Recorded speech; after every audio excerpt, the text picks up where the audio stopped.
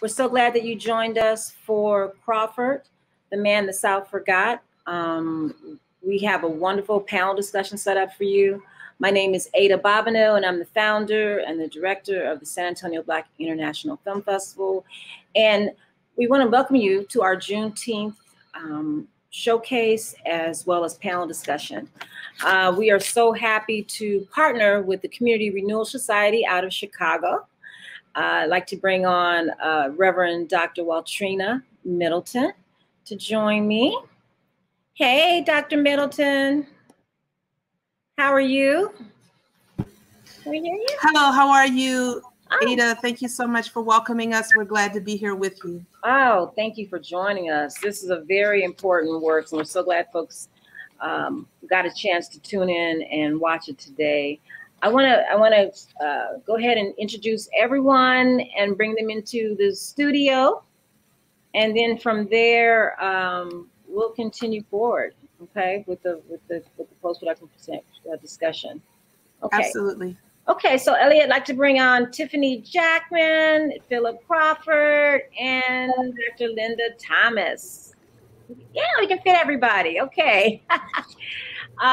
So first to Reverend Middleton's right. Is that right?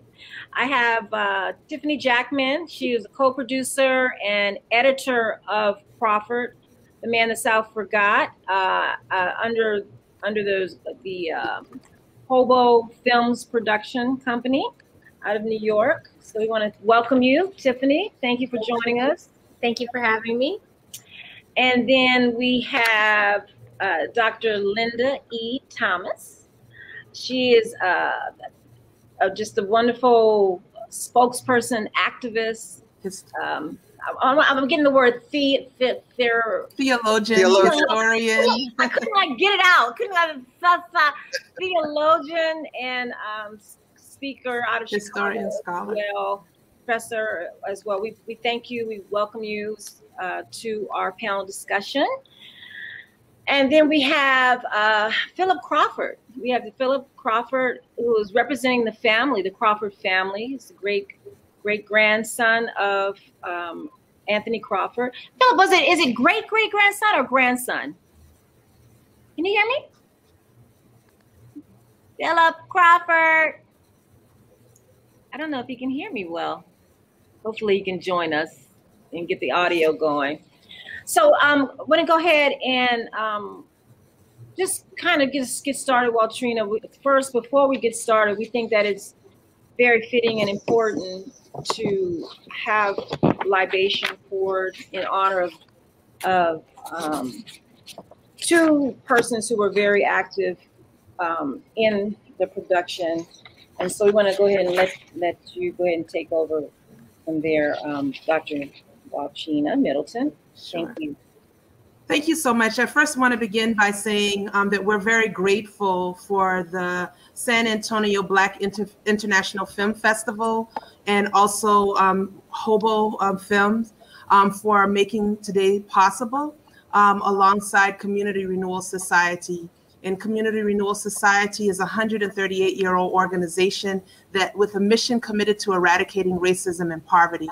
And it's very critical for us to be able to hold this platform for Juneteenth, to raise awareness, to raise consciousness, and also to honor the sacrifice of so many who died due to lynching and the systemic culture of racism and violence in our country.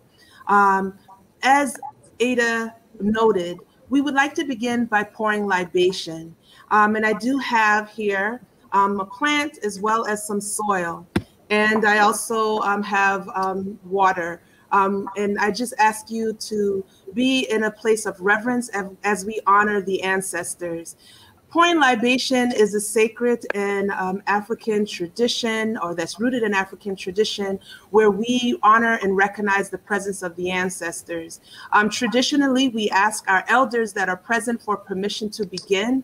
We do not begin without honoring our ancestors. And so I would like to ask my elders that are present today, Mr. Crawford, Dr. Thomas, for permission to begin by pouring libation in honor of our ancestors. Do I have your permission, please? Yes. Yes. Thank you. And as we pour libation, not only do we honor our ancestors, but we also want to recognize that there is a community of indigenous people who were a part of this land long before we arrived, forced or who came on their own. So we pour libation honoring our indigenous ancestors who cared for this land and who were the first people of this land.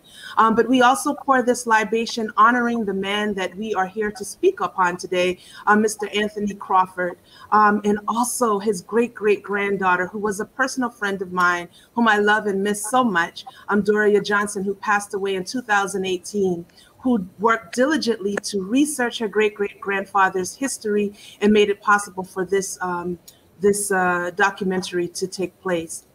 So wherever you may be, we invite you to honor and lift up verbally or silently in spirit the names of those who have passed on, those who have come before us. Typically, we will say Ashe, which is another way of affirming and saying that you're in agreement. Some may be familiar with the word Amen, and it's quite comparable to that.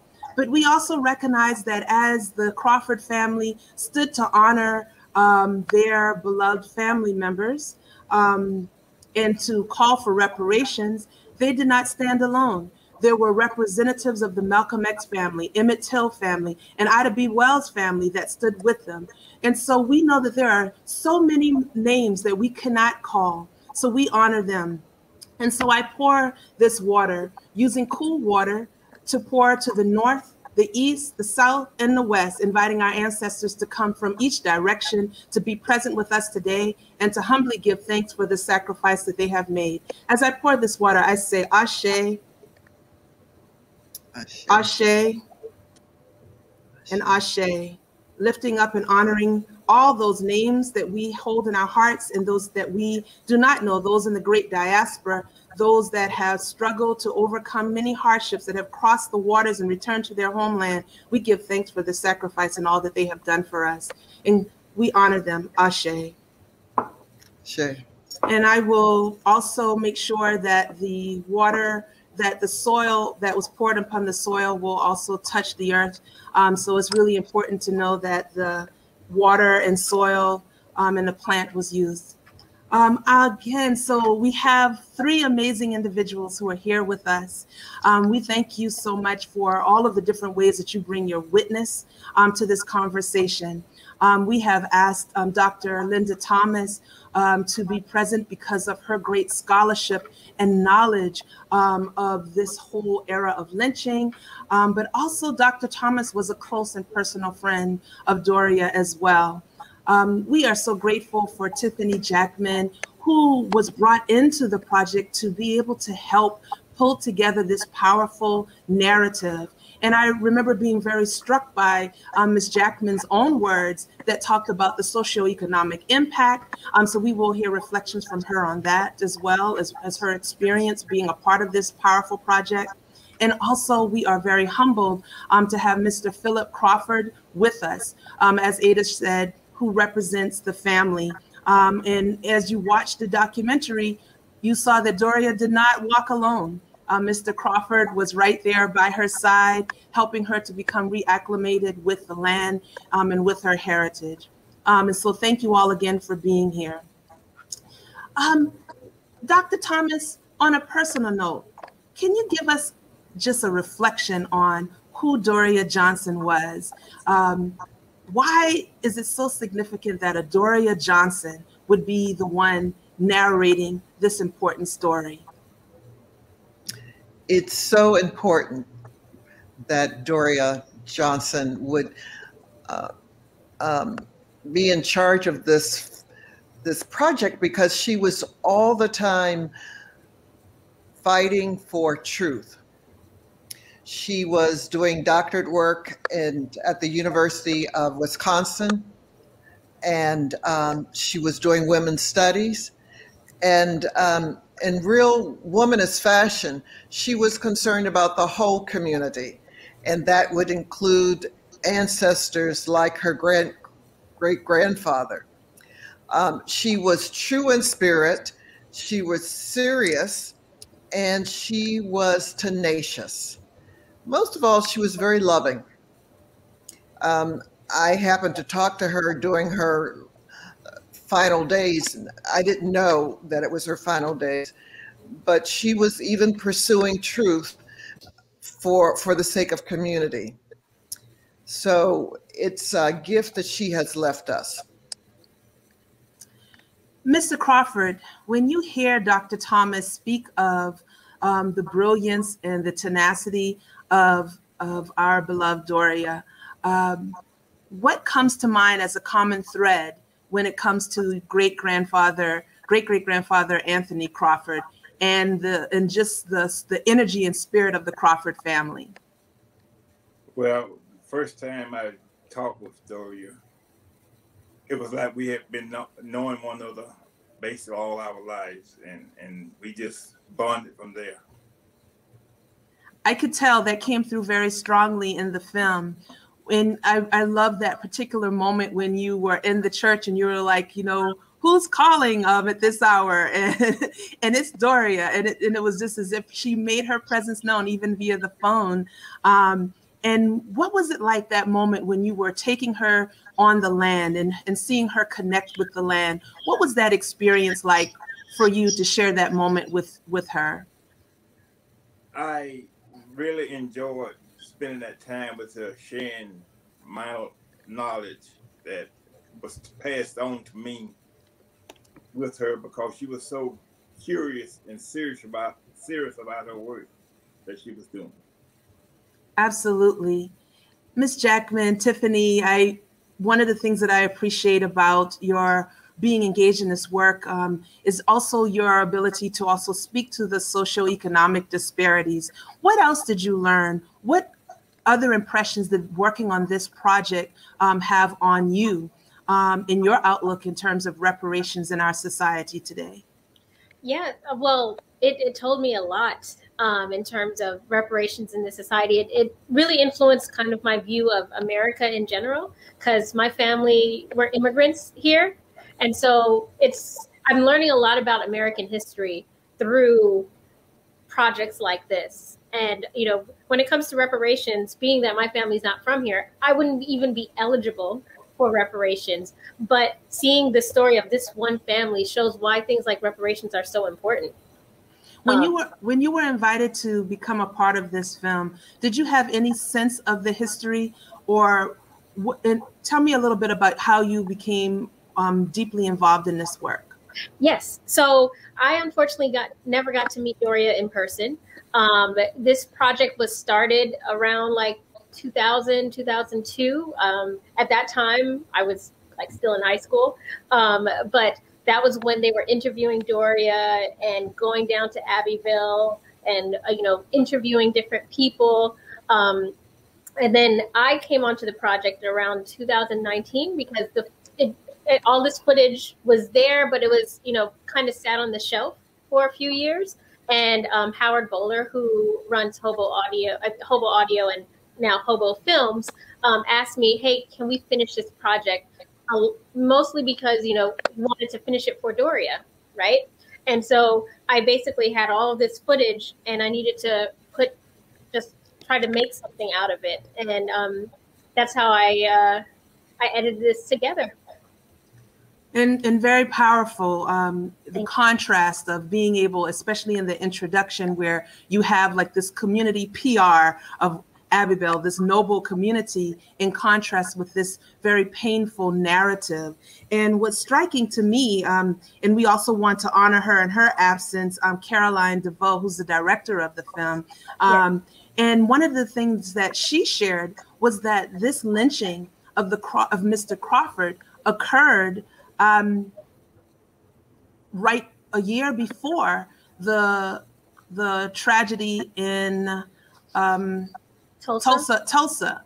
And not only that, but between the period of 1882 and 1968, there were nearly 5,000 lynchings in the U.S. that we actually knew of. That doesn't even include all of the other lynchings that were not made or put on record. And what's interesting was even being able to have the list of those individuals that participated in the lynching of Mr. Crawford.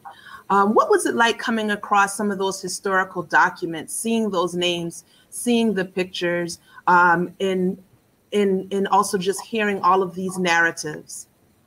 Yeah, it was very, very interesting. It was enlightening, actually.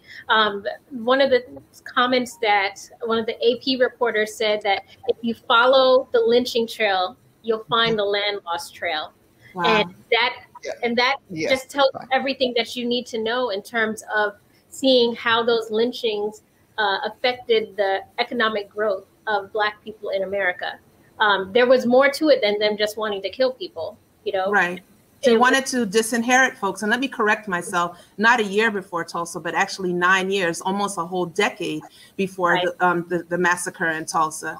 And so that's really profound when we think of not only is Mr. Crawford as a trailblazer, a cultural icon and trailblazer for what he achieved as a Black man in America, at that time owning 427 acres of land. And he was 56 years old when he was murdered.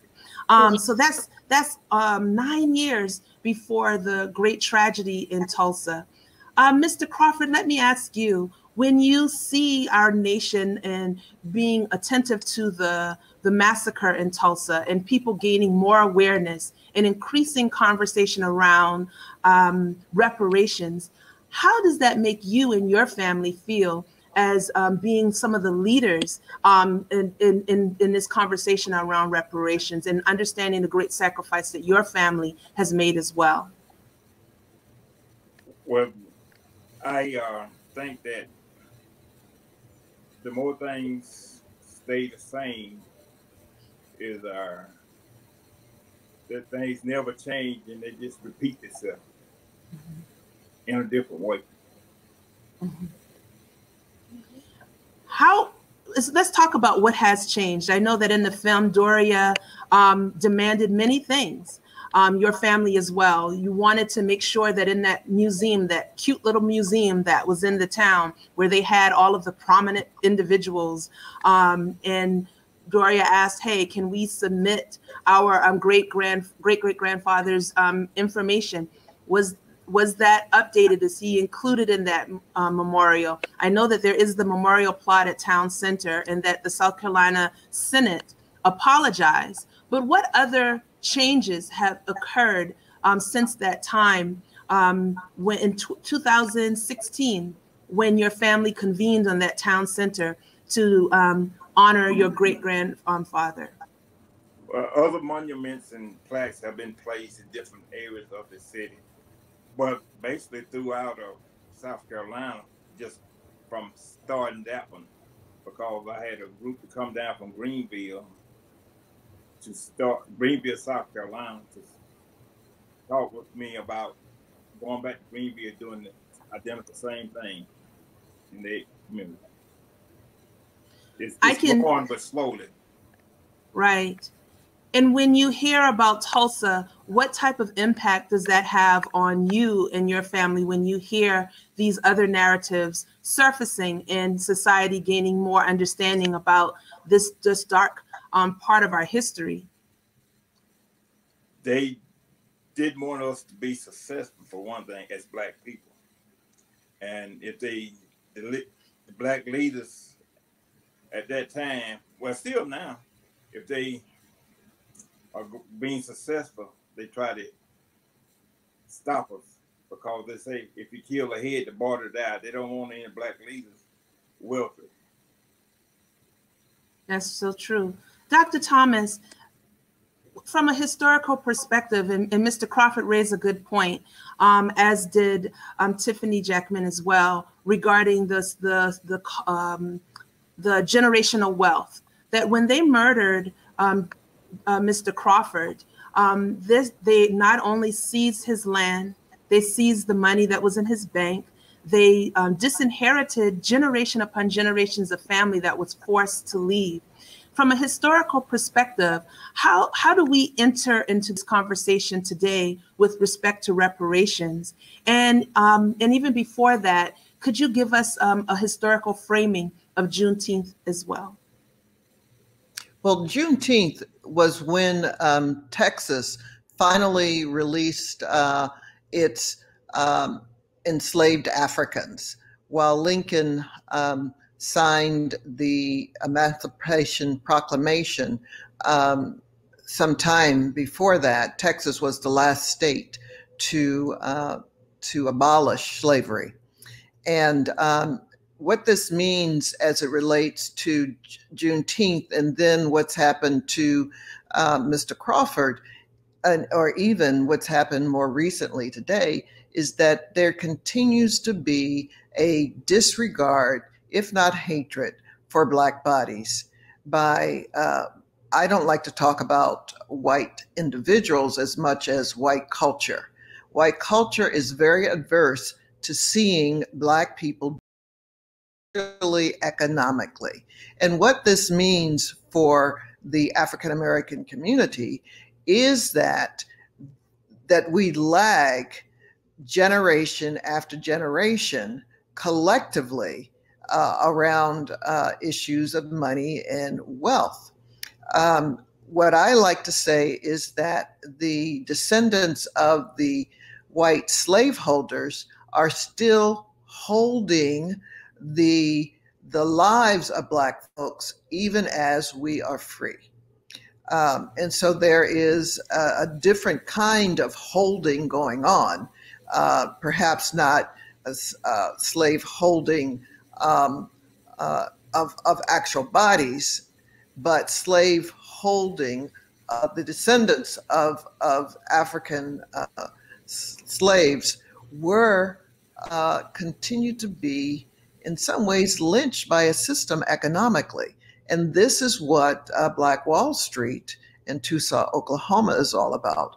But it's also about what we see across the country in terms of Black people always being far behind economically, whether it's in housing and the ability to come up with a down payment to buy a house in the first place. So this is, I'm going to go out and say, even a kind of economic apartheid, where there is a separate and unequal economic disparity that is based on race. And we must remember those that we saluted today, the indigenous First Nation people, who I like to talk about what happened between 1444, 1492, and 1619. This is when white Europeans began to come here. The land was occupied by First Nation people, and then 116 years later, the descendants of the original Europeans then brought enslaved Africans to Jamestown in 1619. And so we have this unending cycle that white supremacy, the white system, refuses to acknowledge. Why? Because people don't give up power, but it continues to negatively impact Black and brown and First Nation children from the day they're born. Absolutely. You see the present impact, and that I think that still goes unspoken and unaffirmed. I think there are many things from the film that stood out to me, and I'd like to ask each of you to share a moment in the film that really had an impact on you, that really kind of hit you right there. I know one moment for me, if I can begin, is when Doria spoke about the generations to come, to kind of follow Dr. Thomas' words, where she said, it's important for us to pass this on because, you know, life is short. We don't know how long we would be here. So to be able to pass this on for generations to come. And so, Mr. Crawford, how did your family continue to pass on not only the legacy of Mr. Crawford, but the legacy of Doria for the next generation and keep their legacy alive? Well, we try to educate them to be economically powerful and get all the education they can and stay in unity with one another. Very good. Was there any moment in the film, which is, I don't know if you, I'm sure the experience for you is different because you were a part of it. But is there a part of the film that really struck a really powerful chord with you? I haven't seen the film at this time, but I don't know what was in the film. Well, you were prominently featured, Mr. Crawford. You were prominently featured. In one of another part that was very beautiful was seeing you greet Doria and walk with her on the land and showing her the sacred cemetery and the going to the jailhouse and so forth. So just know that you were prominently featured alongside your beloved relative, honoring great-grandpa Crawford. What about you, Tiffany? I know that it had to be interesting because you were there helping to narrate this piece. What was very impactful for you?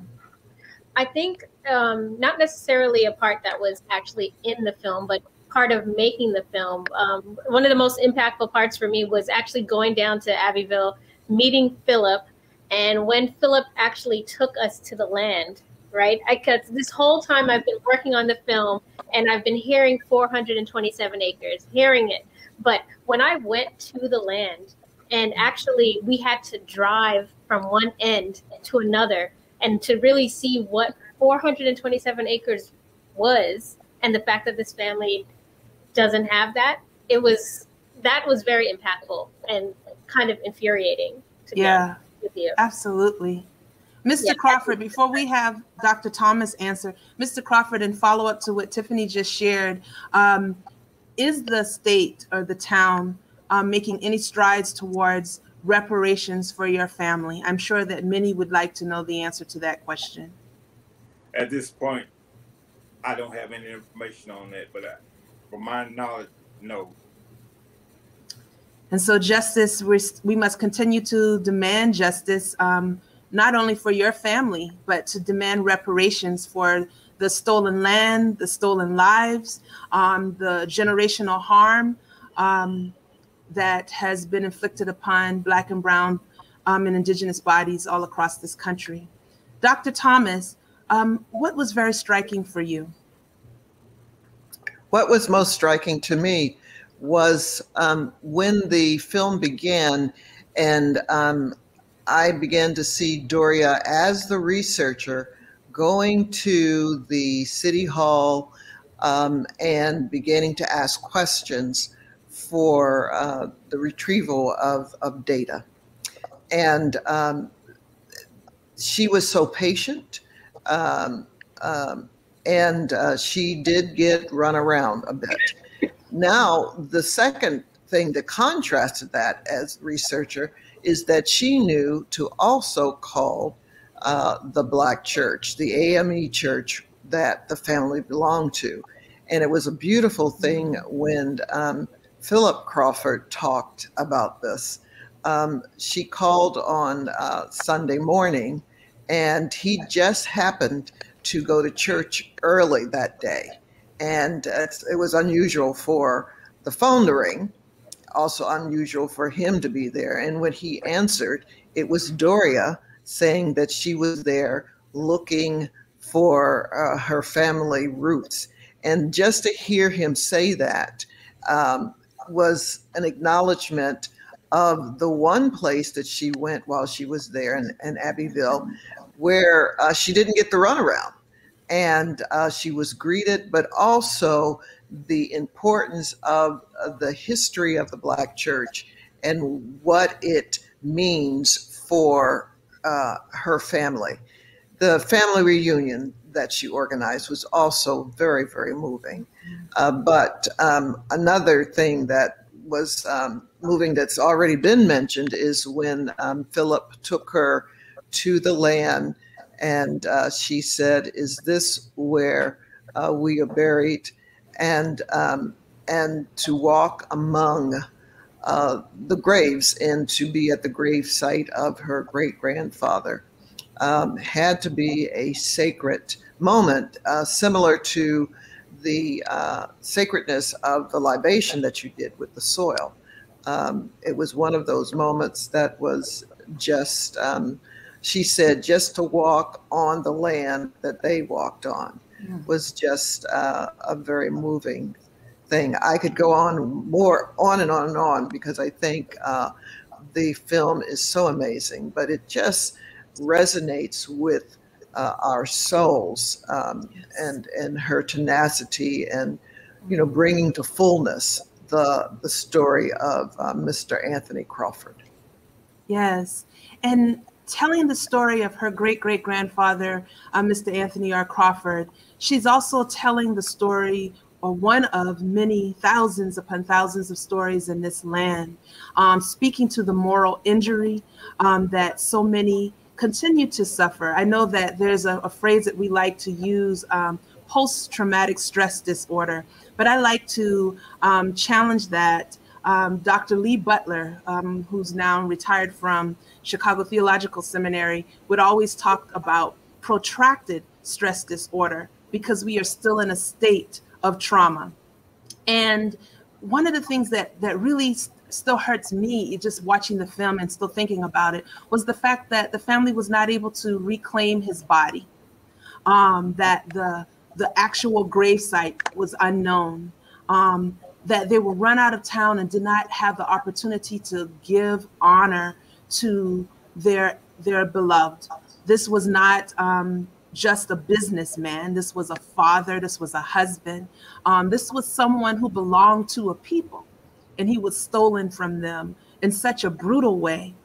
And so I think about the ancestors at the bottom of the Atlantic Ocean, the ancestors who were stolen from their homes in the middle of the night, and the many ways that lynching has perpetuated in our society, and even in most recent years, the lynching of Breonna Taylor, the lynching of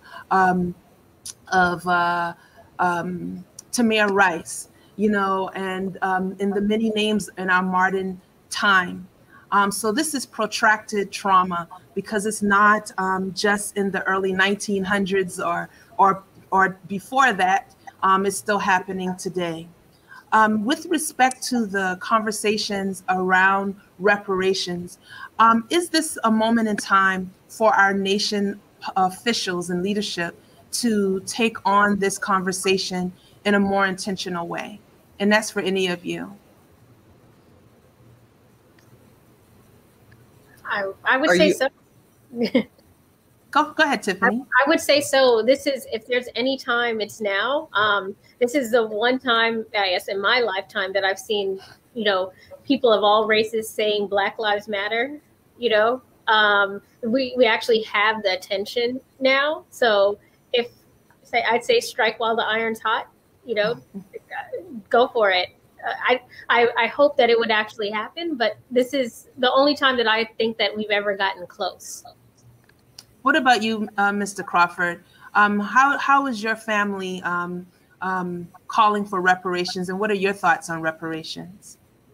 I think it's way overdue, and we need to try to bond as people, not as a race, separately, and change a lot of our strategies of approaching the problem. Do you believe that your family has a right to have its land returned to the generations of descendants of Mr. Crawford? Yes. Period. Done. Well, if it got back to the family, I would like to see some kind of result put on for senior citizens and people that are disabled and things. So, because that's what he was about, taking care of his own. And location of the land is the ideal place for something like that because it's between the river and the creek. And they bonds along the way. So that sounds like a call to action to me, Mr. Crawford, for our community leaders, not just in Abbeville, South Carolina, for us here in Chicago, for those all across this land to unite with your family and the family of so many that has been disinherited. What about you as well, Dr. Thomas? I think the call for reparations needs to be ongoing because it is such a political football and will have very little benefit to the politicians who bring it forward, except those who really understand the legacy of slavery and the the economic impact. We have to continue to raise it. There have been some theological schools that have done some reparations. I don't think as adequate as there could be, and I know that Georgetown University did something too. But as for the Crawford family, I think that needs to be adjudicated in court because the family deserves the benefit of the labor of their relative. And I do believe that is what Doria would be pursuing now. She would do the next thing, which is to get the money back because it is so well documented. Even in the video, one of the relatives said that her mother talked about not going to try to pursue anything because everybody was scared. They had 30 days to leave town, and therefore it gave no time for somebody to go to the bank and say, we're here. Who even knows if there was a death certificate produced for trying to get the money back? But I would hope that the lawyer who is representing all the families in the current season of lynching would be somebody that could, represent the Crawford family and try to, get some proceeds. I know that the land is now owned by a paper company, I believe. I don't know how you can buy land that's not yours. Right. So I think it needs to be pursued. And I will say that, Community Renewal Society will continue to stay connected with the Crawford family with hopes that if we can join in that effort, that we could be supportive. Last year, we added to our platform, along with police accountability and eradicating poverty, we added reparations and healing as justice as two of our new platforms, also LGBTQIA+. So this is something that we take very seriously and believe that if we are to truly eradicate poverty and racism, we must get to the root of the matter. And that's something that in the film that was shared, it was Aunt Ruth who said that they need to rewrite the history and tell it all and tell all of it. That if the Crawford family is not in the history books, then they ain't telling the truth. They ain't telling the whole story. And also when Doria was speaking to one of the historians, the gentleman quoted the newspaper in Mr. Crawford's own words. And I'm paraphrasing it a bit, where he says, the more exposure we have to our past, the more enriched we'd all be to strive to be better citizens and inclusive, which is what I heard Mr. Phillip Crawford just say just now. But I would also, before we wrap up, like to talk about that closing moment in the scene where folks were crying out, "We are here. We are here." And it seemed like a really poignant moment for Doria as well, because that was the first time we saw this warrior, this woman who was fighting for her great-great-grandfather, just become vulnerable and begin to cry. What was it like for you, Mr. Crawford, on that day to hear and to be in the midst of those cries, "We are here," to see that unveiling, to touch that soil that was collected and help to put it in that jar? What was that moment like for you? And was it a moment that you personally, before you met Doria, ever thought you would witness? No, I didn't think I would witness it, but that's a sign of unity and bonding and healing. And the more we be in unity, the stronger we are. And we're born from that being strong and keep moving forward. Mm-hmm. I will tell you, I was there that day, and I'll never forget the crowd of folks that came from all over, not just that moment when they unveiled, but the whole day of activities. Just lots of activities of educating, sharing, storytelling, being able to see all of these people across our diaspora telling the story of Malcolm X, telling the story of Ida B. Wells, telling the story of Emmett Till. And to be able to convene alongside the Crawford family, I was moved. And I will keep telling my family story. My first cousin, along with 8 others, were lynched in the basement of a church in Charleston, South Carolina, at Emmanuel AME Church by a self-proclaimed white supremacist. And so these narratives of lynching continue, and we must continue to cry out for justice, cry out for reparations and accountability as well. Any closing thoughts for you, Tiffany and Dr. Thomas? And then we'll come back to Mr. Phillip Crawford. Yes, it was an honor working on this film, and I'm honored to tell the Crawford story and to play my part in getting, whatever justice we can get and whatever reparations we can get. I will say that when it comes to reparations, I wanted to add a little bit to that. I think that we as a people need to figure out what reparations mean to us. Is it something as well in the Crawford family? It's something as like they need to get their land back. They need to get their money back. That's an exact thing. But for everybody else, what does it mean? Does it mean scholarships for young Black kids? Does it mean the ability to have programs, housing programs, so that we can have access to housing? Because we don't have the generational wealth of our parents being able to give us the down payment because that type of stuff was taken, right? So I think we can't just go to like the government and say we all need $100,000. That would be nice, but what's more realistic? I wanted to add that to the reparations conversation.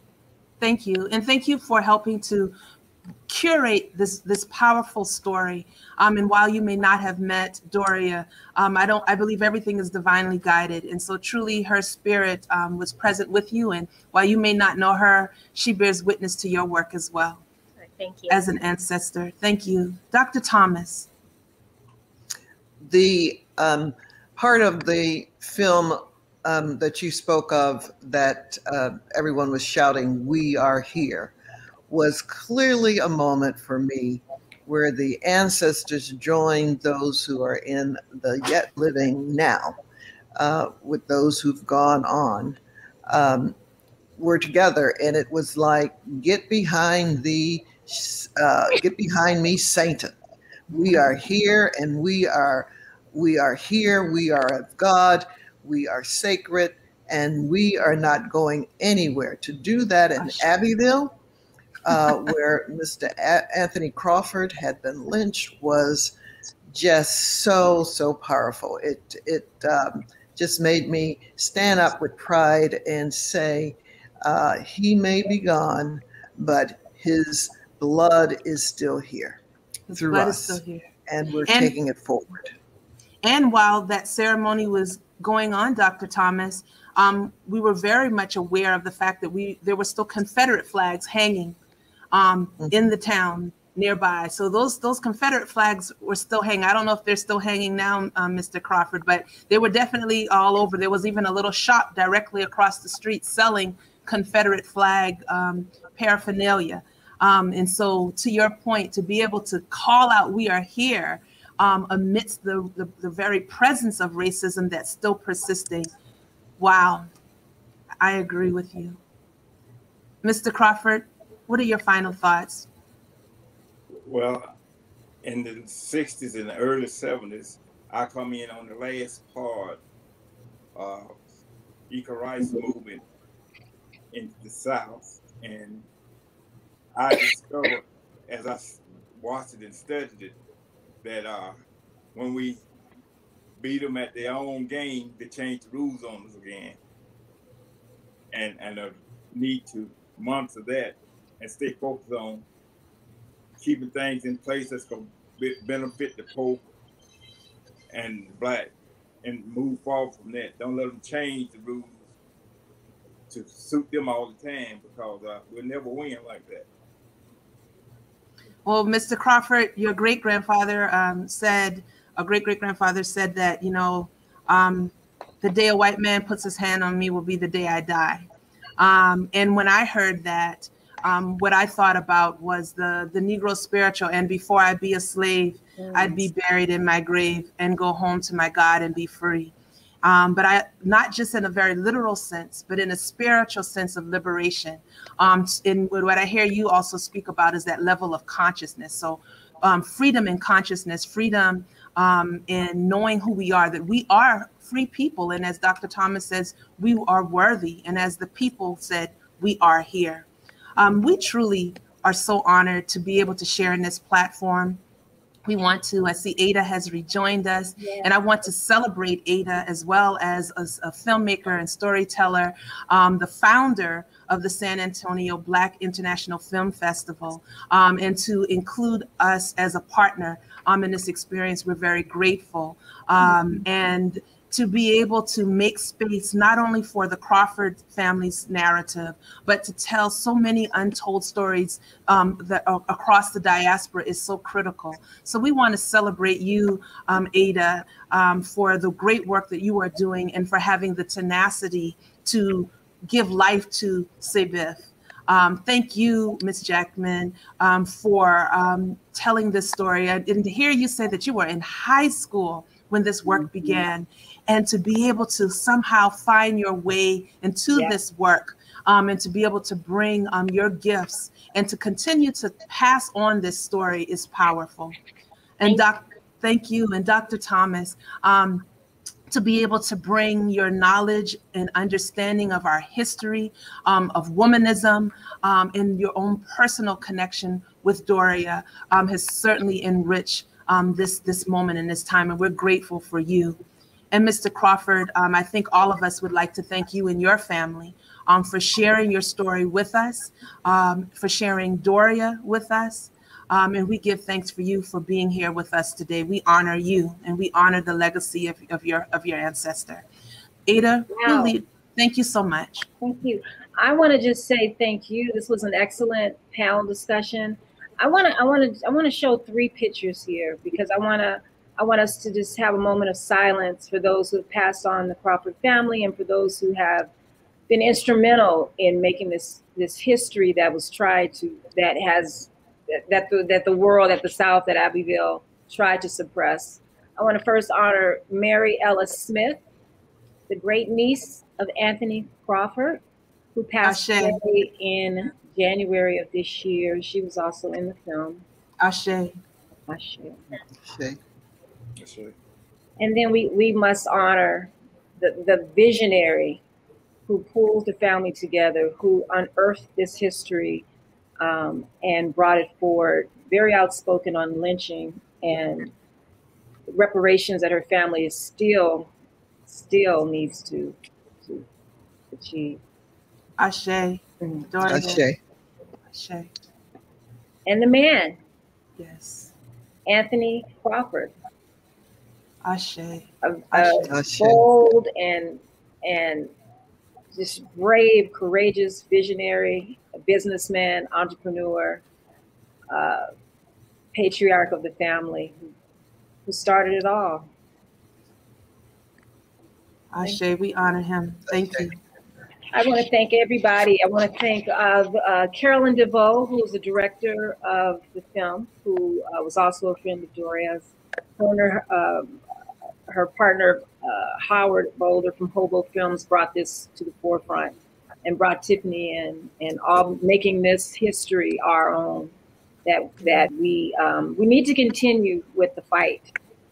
What really infuriates me is that the names of the gang that went through with this brutal lynching, their names were published in the paper, and they live a normal life, generations upon generations, unscathed. No accountability. And no accountability, nothing. And so I look at the Int'l case, how that was reopened. And so this is a case that needs to be reopened. And those those perpetrators, those murderers need to be held accountable, even post death. You know, they need to be held accountable, because you know, life doesn't just go on, and you know, we're out of the Trump era. You need to be held accountable. We're still in the Trump era, but that's another conversation.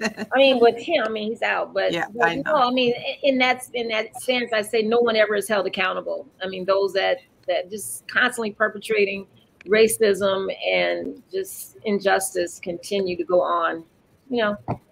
So I want to thank everybody again. This has been an honor to bring this story to the forefront, and we will remember their names: Anthony Crawford, Doria Johnson. We will remember those names, and we hope to continue to fight forward and push this forward, so that more people will hear this story.